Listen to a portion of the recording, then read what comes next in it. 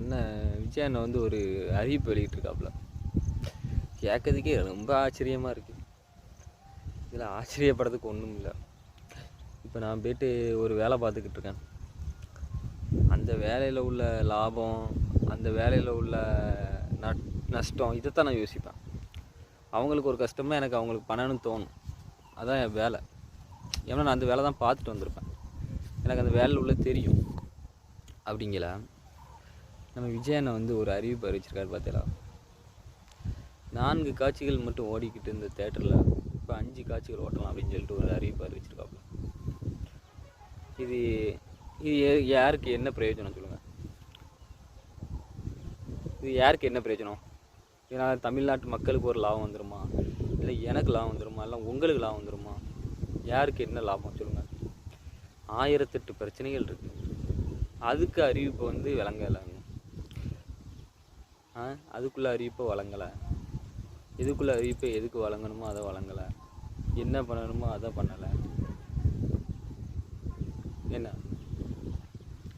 அதான் ஒரு பழமொழி சொல்லுவாங்க, கோட்டையில் அரசன் இருக்கிற இடத்துல வந்து கோமாளியை வந்து உட்கார வச்சா கோட்டை வந்து கோமாளி கூடாரமாயிரும் அப்படிம்பாங்களா? அந்த மாதிரி தான் இப்போ ஆகிக்கிட்டு இருக்கு. உங்களுக்குலாம் அது தெரியுதா என்னன்னு தெரியல.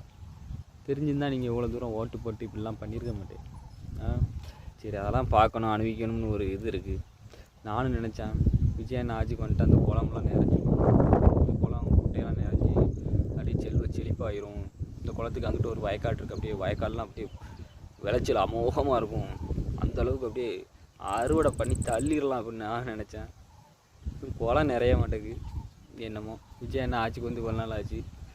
பக்கத்து ஸ்டேட்டு சிஎம்லாம் சொல்லிச்சிருக்க அளவுக்கு நடந்துக்கிட்டு இருக்காங்க.